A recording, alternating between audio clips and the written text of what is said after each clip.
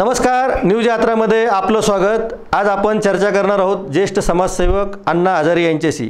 आपण आत्ता राळेगणसिद्धीमध्ये आहोत, जे राळेगणसिद्धी देशातील भ्रष्टाचाराच्या विरोधातलं प्रमुख केंद्र बनलेलं आहे। आपण अण्णांशी मनमोकळ्या गप्पा मारणार आहोत, त्यांच्या काही जुन्या आठवणीसुद्धा जाणून घेणार आहोत। तर आपण या चर्चेला सुरुवात करण्याला सगळ्यात आधी त्यांच्या आठवणींपासून सुरुवात करूयात। अण्णा नमस्कार, आपलं स्वागत न्यूज यात्रामध्ये। नमस्कार। मला सांगा की आत्ता सध्या संपूर्ण देशभरामध्ये अण्णा हजारे यांची आठवण करणारे खूप मोठा परिवार आहे। आपण मोठे आंदोलनं केलेली आहेत, या देशाला आपण माहितीचा अधिकार दिला, लोकपाल बिलासारखं मोठं एक आपलं योगदान आहे आणि आणखीनही भरपूर योगदान आहे। म्हणजे त्याच्यावर बोलायला लागलो तर वेळ कमी पडेल आपल्याला, इतकं आपलं योगदान आहे। मला सांगा की सध्या आपलं नित्यक्रम काय असतो, जीवन कसं सुरू आहे आपलं 90 वर्षाच्या या योद्ध्याचं? 90 वर्षाच्या वयात अजूनही तंदुरुस्त आहे। काय होते? सकाळचे व्यायाम करतो, वॉकिंग अजूनही करतात, वॉकिंग करतो सकाळ संध्याकाळ। अजून कुठलाही आजार नाही 90 वर्षाच्या वयात। खूप छान, आजार नाही, अजून चालत फिरत राहतो। दिवसभर लोक येतात भेटायला रोज, फक्त महाराष्ट्रातले नाही इतर राज्यातले लोक येतात, त्यांच्याशी बोलत राहतो। त्यांचे प्रश्न असतात, त्या प्रश्नांना उत्तरं देतो।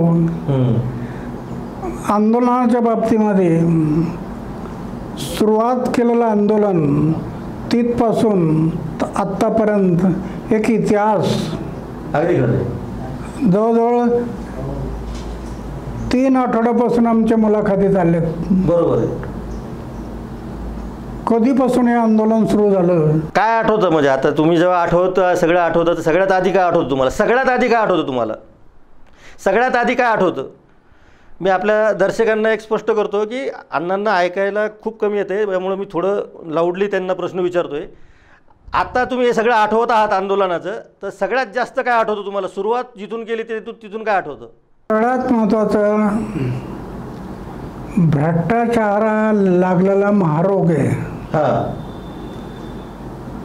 तो आटोक्यात येणं अवघड आहे। बरोबर। परंतु मी ठरवलं या भ्रष्टाचाराला आळ घातल्याशिवाय खऱ्या अर्थाने विकास होणार नाही। अगदी विकास करायचा असेल तर भ्रष्टाचाराची गळकी थांबली पाहिजे। ही भ्रष्टाचाराच्या गळकीमुळं विकास थांबलेला आहे। आणि म्हणून मग माहितीचा अधिकार सुरुवातीला 2003, बरोबर, माहितीचा अधिकार, दप्तर दिरंगाई, बदलांचा कायदा, लोकपाल, लोक आयुक्त, असे 10 कायदे केले, 10 कायदे। आणि ते 10 कायदे झाल्यामुळं भ्रष्टाचाराला मोठ्या प्रमाणावर आळा बसला। भ्रष्टाचार थांबला नाही, संपला नाही, पण आळा बसला। जे फोपवलं होतं भ्रष्टाचाराने तर त्याला आळा बसला। सध्याचं काय वाटतं तुम्हाला? आता सध्याचे जे सरकार आहेत, सध्याच्या सरकारवर पण खूप भ्रष्टाचाराचे आरोप होत आहेत। केंद्रावर असेल किंवा राज्य सरकारमध्ये असेल, भ्रष्ट मार्गानंच सरकार स्थापन केलं जातं आहे असं लोकांचे आरोप आहेत। याच्याकडे कसं बघता तुम्ही? भ्रष्टाचार मी सांगितलं ना, हे लागलेला महारोग आहे, तो थांबणार नाही। परंतु त्याला आळा घालणं प्रत्येक माणसाचं कर्तव्य आहे। आमच्या स्वातंत्र्यासाठी जे बलिदान झालं त्या बलिदानाची आठवण ठेवून आम्हाला हे काम केलं पाहिजे। बरोबर की एवढे लोक फासावर गेले, जेल भोगल्या, भूमिगत राहिले, अपेक्षा सोसल्या आणि आम्हाला स्वातंत्र्य मिळून झालं, ते काय एवढ्यासाठी की लोकांनी भ्रष्टाचार करावा आणि आपण पाहत राहावं? प्रत्येकाचं कर्तव्य आहे। भ्रष्टाचाराच्या विरोधात प्रत्येक नागरिकाने उभं राहिलं पाहिजे। जे काही लोक जे पारिवारिक लोक आहेत त्यांना काही अडचणी असतात, काही मोटरमधून इतके लोक जर सोडले तर प्रत्येकाचं एक कर्तव्य आहे भ्रष्टाचाराला। आता मी तर बॅचलर आहे, बरोबर, मी माझ्या आयुष्यात 17 वर्षी वयाच्या निर्णय घेतला होता की जोपर्यंत मी जगेल तो गाव, समाज आणि देशाची सेवा करेल, आणि ज्या दिवशी मी मरेल ते गाव, समाज आणि देशाची सेवा करता करता मरेल. हे व्रत घेतलं. सगळं आयुष्य समाज आणि देशाच्या सेवेसाठी. बँक अकाउंट कुठं असतो माहीत नाही, सगळं सेवेला अर्पण केलं. आज जीवनात जो आनंद आहे, लखपती करोडपतीला मिळत नसेल तो आनंद मी अनुभवतो की किती आनंद येतो. 2014च्या आधी अण्णा आपल्या आंदोलनामुळे देशभरात वातावरण खूप बदललं होतं, आणि आत्ता जे पंतप्रधान आहेत त्यांनी असं म्हटलं होतं की ना खाऊंगा ना खाणे दूंगा. म्हणजे आपण जी लढाई सुरू केली होती असं वाक्य बोलणारे एक पंतप्रधान या देशामध्ये आले होते. पण 2014 नंतर आपण कसं बघताय सगळ्या देशाकडं? ते ज्यावेळेला आले आणि त्यांच्या काळात ते ज्यावेळेला करप्शन सुरू झालं त्यावेळेला मी आंदोलनं केली. त्यावेळेला ते आले तेव्हा त्यावेळेला आंदोलनं केली, बरोबर. परंतु काही प्रमाणात आळा बसला, संपला नाही. आजही भ्रष्टाचार संपणार नाही, परंतु आळा घालता येईल. हे काम आपल्याला करता येईल. काय सांगाल तुम्ही? तुम्हाला काय वाटतं की आता या सगळ्या या आत्ताचं आता आधीच्या सरकारविषयी तर आपण आता बोलू शकत नाही, आत्ताच्या सरकारला लगाम लावण्यासाठी, त्याच्यावर नियंत्रण ठेवण्यासाठी आपण काय सुचवाल? लोकशिक्षण आणि लोकजागृती. लोक जागे झाल्याशिवाय होणार नाही. जोपर्यंत झोपलेले लोक आहेत त्यांना जागवणं गरजेचं आहे. जाऊ द्या मरू दे आपल्याला काय करायचं, जाऊ द्या मरू दे आपल्याला काय करायचं, नुसतं हे म्हणत राहिलं तर होणार नाही. त्यांना जागवलं पाहिजे. अरे स्वातंत्र्यासाठी एवढं मोठं बलिदान झालं, लोक फासावर गेले, तर आमचं काही देणं का नाही या स्वातंत्र्यासाठी? ही जाण असली पाहिजे. मी ती माझ्या आयुष्यात ठेवली, आणि म्हणून मी जीवनाचं ध्येय ठरवलं की करायची ती सेवा करायची.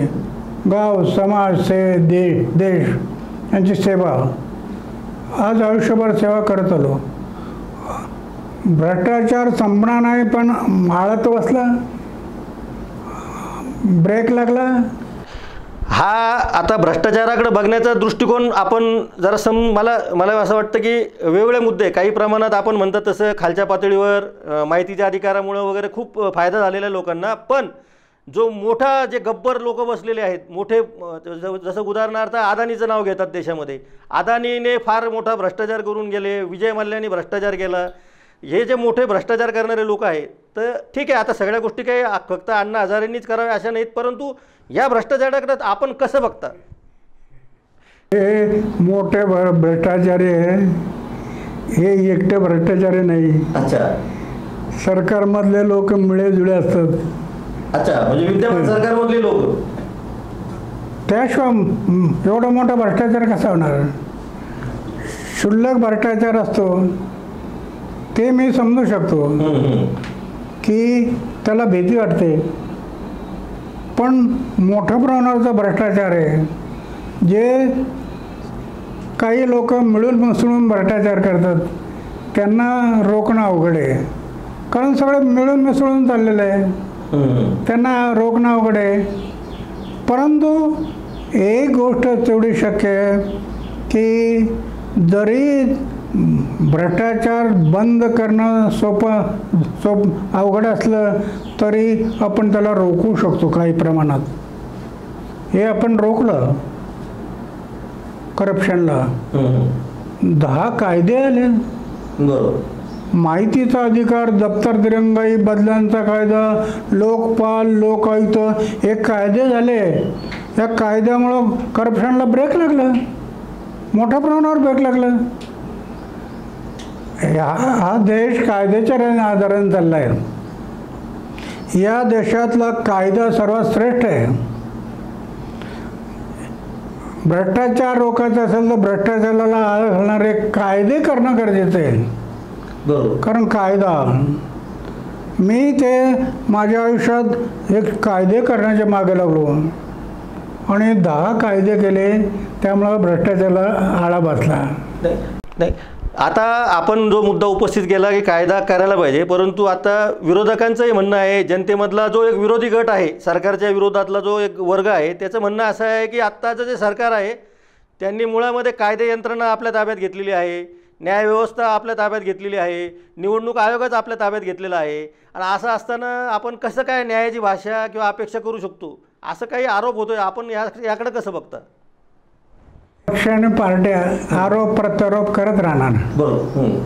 कुठलाही पक्ष, कुठलाही पक्ष पार्ट्या एक दुसऱ्यावरती, कारण त्यांच्या डोळ्यासमोर समाज आणि देश नाही, त्यांच्या डोळ्यासमोर आहे मतांचा गठ्ठा. आपल्याला मतं कशी मिळतील इकडं ते पाहतात. म्हणून आपण कधी मताकडे लक्ष दिलं नाही. समाज आणि देश, आणि समाजाने देशाच्या हितासाठी करायचं असेल तर कायदे सगळ्यात महत्त्वाचे आहेत. आणि त्यामुळं मी आयुष्यभर हे कायदे करून लढत राहिलो. आज आळा बसला काही प्रमाणात. आता एक असा मुद्दा येतो की आपण जेव्हा आंदोलनाला सुरुवात केली होती त्या काळामधले अनेक महत्त्वाचे भ्रष्टाचाराचे प्रकरणं थेट आपण काही घोटाळे होते की ज्याच्यावर आपण सांगितलं की ह्या पद्धतीने ह्या मंत्र्यांनी घोटाळे केलेले आहेत आणि त्याच्यावर कारवाई करावी लागली मुख्यमंत्र्यांना. तेव्हा त्यांना मंत्रिमंडळातून बाहेर काढावे लागले. मी त्याची नावाची लिस्ट जर वाचली तर फार मोठी यादी होईल. एखाद्याचं नाव घेतलं किंवा एखाद्याचं का घेतलं असा पण विषय होतो. पण आपल्या आंदोलनामुळं हे यश आलेलं आहे. परंतु आता सध्या काय होतं आहे की काही मंत्र्यांवर प्रचंड मोठे आक्षेप आहेत, तरी पण ते मंत्रिमंडळामध्ये आहेत आता. तर त्यांच्याविषयी काय सांगाल तुम्ही? म्हणजे आपण कोणाचं नाव घ्यावं किंवा न घ्यावं आपला विषय अण्णा. पुराव्याशिवाय बोलता येत नाही. पुरावे नसेल तर मोगमपणे हवेत बोलता येणार नाही. पुरावे असेल तर मग बोलता येतं. मी ज्या वेळेला माझ्याकडे पुरावे, आता सुरुवातीपासून मी आंदोलनं केली, ज्या ठिकाणी पुरावे आले पुराव्याच्या आधाराने लढत गेलो. आणि पुरावे दिल्यानंतर सरकारचं तोंड बंद झालं, त्यांना बोलायला जागा नाही. पुराव्याशिवाय आपल्याला बोलता येत नाही. जेवढे पुरावे आपल्याकडे असतील, आणि मी जास्तीत जास्त पुरावे जे असतील त्यांच्या मागे लागलो होतो, त्याच्यामुळं भ्रष्टाचाराला मोठ्या प्रमाणावर आळा बसला. माहितीचा अधिकाराचा कायदा, दप्तर दिरंगाई, बदल्यांचा कायदा, दप्तर दिरंगाई, हे असे महत्त्वाचे कायदे करावे लागले सरकारला. बरोबर. बरं, माझ्याकडे काय फार मोठं संघटन होतं असं नाही. माझ्याकडे काही फार मोठी ताकद होती, शक्ती होती, पैसा होता, धन होते, दौलत होती असं नाही. एक फकीर माणूस, फक्त झोपण्याचा एक बिस्तर आणि जेवणाचं ताट, असं असताना सुद्धा एवढे कायदे करणं सरकारला भाग पडलं. फक्त समाजाच्या हितासाठी, राज्याच्या हितासाठी. त्याला कारण जनता जागी झाली. ज्या वेळेला मी आंदोलनं केली त्यावेळेला जनता जागी झाली आणि उभी राहिली, कारण ते त्यांच्या हिताचं होतं. माझा ज्याचा काही फायदा नव्हता, लाभ नव्हता, हे त्यांना दिसत होतं, म्हणून ते सहभागी झाले. केलं जनसुरक्षा विधेयक. तर जनसुरक्षा विधेयक त्याच्यावर एक आक्षेप घेतला जातो की याच्यामुळं लोकशाही धोक्यात येणार आहे आणि एका विशिष्ट विचारसरणीच्या, डाव्या विचारसरणीच्या लोकांना याच्यामध्ये अडचणी निर्माण करण्यासाठी हे विधेयक जाणीवपूर्वक आणलं, असा एक आरोप होतोय. मी सांगितलं पक्ष आणि पार्ट्या हे आरोप प्रत्यारोप करत राहणार.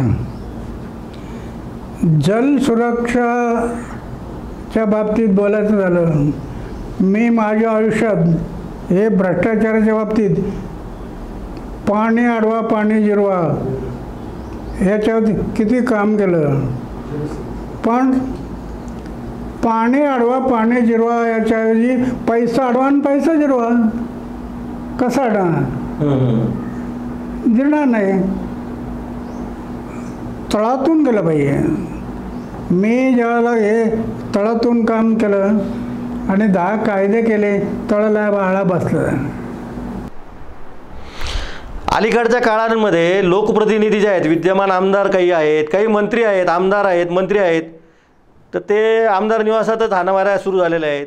आमदार निवासामध्येच दोन पक्षाचे कार्यकर्ते हाणामाऱ्या करायला लागलेले आहेत. आता खरं म्हणजे सगळेच प्रश्न आपल्याला विचारावे की नाही, हा पण मला एक प्रश्न पडला आहे. परंतु आता अण्णा हजारेंशी आपण बोलतो आहोत, तर मग त्यांना का विचारलं नाही असं मला विचारतील लोक. म्हणून हा प्रश्न की कसं बघताय तुम्ही? आमचे 10 आणि आमचे 2 हे काय पाकिस्तानातून आले नाही, आमच्या देशातले लोक. असे जर वागायला लागले तर काय होणार आहे देशाचं? पण आमचे 10 आमच्याच वोट असल्यामुळं आपण फक्त वाईट जे घडतं त्याला आळा घालण्याचा प्रयत्न करायचा, बाकी काय होतं. आपण आता मूळ आपल्या प्रश्नाकडे येऊ. मला असं वाटतं की राजकीय प्रश्नामध्ये लोकांना खूप इंटरेस्ट असतं, परंतु अण्णा हजारेंचं एक 90 वर्षांचं आयुष्य आहे. त्यांना आपण यावेळी असे पण काही प्रश्न की ते त्यांच्या काही जुन्या आठवणी आपल्याला सांगू इच्छितात, मला वाटतं त्यासुद्धा आपण ऐकायला पाहिजे. अण्णा, आपण आत्ता जे काही सांगत होतं की आता शूटिंग करतायत सगळे मागच्या आंदोलनाची वगैरे, तर ते तुम्ही मला सांगा की पहिलं आंदोलन जेव्हा झालं होतं, पहिलं आंदोलन आपण जेव्हा केलं होतं आयुष्यातलं, तर ते कसं असं वाटलं तुम्हाला? पहिल्यांदा असं का वाटलं की भ्रष्टाचारासाठी आपण यायला पाहिजे रस्त्यावरती? त्यावेळेसची काय भावना होती? त्यावेळेस ते तरुण अण्णा हजारे कसे होते? शाळेला मान्यता मिळावी आणि सरकार मान्यता द्यायला तयार नाही, म्हणून मग मी प्राणपणाला लावले आणि माझ्याबरोबर सगळं गाव बसलं. तर गावाचा प्रश्न होता, सरकारचं डोकं जागेवर आलं आणि माझं उपोषण सुरू झालं. शेवटी सरकारला मान्यता द्यावी लागली. 5वी ते 10वी असं घडलं नसेल इतिहासात. 5वी पासून 10वीपर्यंत 6च्या 6 वर्गांना एकाच वेळेला अनुदान सहित तत्वावरती मान्यता द्यावी लागली. गाव बदललं. सरकार, गावाच्या समोर सरकार काय? गाव करेल ते राव काय करेल असं म्हणे. असे मोठे मोठे आंदोलनं केली. शाळेच्या मान्यतेसाठी असं सांगितलं जातं त्यांना, अण्णांना. त्यांनी एक डॉक्युमेंट केले, कारण आता 90 वर्षाचं अण्णांचं वय आहे आणि त्यामुळं सगळ्याच गोष्टी त्यांना पटकन आठवतील असं नाही, परंतु ते आज बोलायला तयार आहेत आपल्यासाठी. आणि खूप महत्त्वाचे आहे की न्यूज यात्राच्या माध्यमातून ते आपल्याशी सगळ्यांशी संवाद साधत आहेत. तर मला असं वाटतं की आपल्याला त्यांना भूतकाळातल्या पण आणि वर्तमानातल्या सुद्धा विषयावर ते अत्यंत पोटतिडकीने बोलत आहेत. तर शाळेच्या संदर्भातलं पहिलं आंदोलन केलं होतं. त्यांचा एक कार्यकर्ता आहे की ज्याच्याकडे ही सगळी माहिती आत्ता संकलित केलेली आहे आणि त्याची ते व्हिडिओग्राफी पण करत आहेत. अण्णाचं पूर्ण जीवनपट त्याच्यामध्ये आपल्याला बघायला मिळणार आहे. तर मला हे लक्षात आलं की पहिलं आंदोलन शाळेचं केलं होतं. शाळेला मान्यता सुद्धा इतर राज्यातून त्यांच्याशी चर्चा करत असतो. संध्याकाळच्या वेळेला आता वॉकिंग. मी नाश्ता आणि जेवणाचं विचारतोय. जेवण आपण कोणत्या, म्हणजे जेवणाची वेळ अशी पर्टिक्युलर डॉक्टरांनी सांगितलं असेल ना की किती वाजता जेवायचं आणि किती वेळा जेवण करतो आपण? जेवणाच्या वेळेला इथे जेवणाची व्यवस्था केलेली आहे की जे कार्यकर्ते आमचे जेवतात त्यांच्याबरोबर मी जेवतो. माझ्यासाठी स्वतंत्र नाही. जे सगळ्यांसाठी करतं त्यांच्यासाठी मी माझं जेवण त्यांच्याबरोबर असतं. त्यांच्याबरोबरचं जेवण जेवतो. काही वेळेला हॉस्टेलचे मुलं असतात. हॉस्टेलचे मुलं काही वेळेला जेवायला असतात. त्यांना जेवण नसेल ते जेवण जेवतो. स्वतःसाठी काही करायचं नाही. जे सर्वांसाठी असेल तर. त्याच्यामुळं प्रकृती चांगली आहे. 90 वर्षात अजून इंजेक्शन नाही, टॅबलेट नाही, कुठं आजार नाही. अजून सकाळ संध्याकाळ व्यायाम करतो, वॉकिंग करतो. ईश्वराचे देण आहे. ऑफिसमध्ये काय काय कामं असतात आपल्या ऑफिसमध्ये? काय कोणत्या कामात असतात? आपले बरेच जण आपण काय तयार पण केलेले आहेत कामं बघायला, पण स्वतः का कोणकोणत्या कामात आपण लक्ष घालता सध्या? सध्या जे पत्र येतात त्या पत्रात काही दोष असेल तर त्याच्यावरती जबाब विचारणं, त्याची चौकशी करणं, हे काम चालू आहे. इथे एक ऑफिस आहे, तिकडे दुसरं ऑफिस आहे. दोन्हीकडे हे सगळे चौकशी करून जे आपल्याला करणं शक्य आहे ते आपण करतो. अन्याय होणार नाही, कोणावर अत्याचार होणार नाही. समाज आणि देशाच्या हितासाठी जे करणं शक्य आहे ते आपण करत असतो. आता पुढचं महाराष्ट्राला काय सांगाल तुम्ही? महाराष्ट्र आणि देशाला हा सगळा भ्रष्टाचार थांबला पाहिजे, हा शेवटचा प्रश्न आहे माझा, की भ्रष्टाचार थांबवण्यासाठी आपण तर आता मैदानात उतरण्याचं आपलं वय म्हणजे 90 वर्ष झालेले आहेत आपलं, पण लोकांना एक अपेक्षा असते की अण्णा हजारे परत येतील आणि काहीतरी करिश्मा करून दाखवतील आणि परत एकदा लोक अण्णा हजारेंच्या मागे जातील. तर असं प्रत्येक वेळेस अण्णा हजारेंनी उपोषणच करावं असं नाही, परंतु एक भ्रष्टाचाराविरुद्ध काही तरुण लोकांना आव्हान म्हणा किंवा एखादं काही आंदोलन म्हणा तुमच्या बाजूनं, की तुम्ही स्वतः किंवा इतरांना तुमच्या कार्यकर्त्यांना सांगणार आहात का? कार्यकर्त्यांना फक्त एकच माझं सांगणं राहील,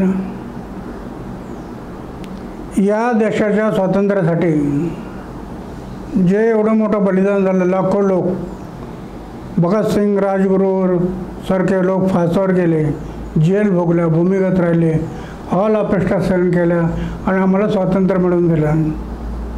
त्यांचं आमच्यावर ऋण आहे ना. जे आमच्यासाठी बलिदान केलं त्यांचं आमच्यावर ऋण आहे. ते ऋणानुदेश होणं माझ्या जीवनातलं काही कर्तव्य आहे. ही जाणीव प्रत्येकाने ठेवणं गरजेचं आहे. मी ते माझ्या आयुष्यात ठेवण्याचा प्रयत्न केला. मला धोका दिसायला लागला, लग्न करावं तर चूल पडण्याच वेळ जाईल, म्हणून मी ठरवलं लागलं करायचं, लग्नच करायचं नाही.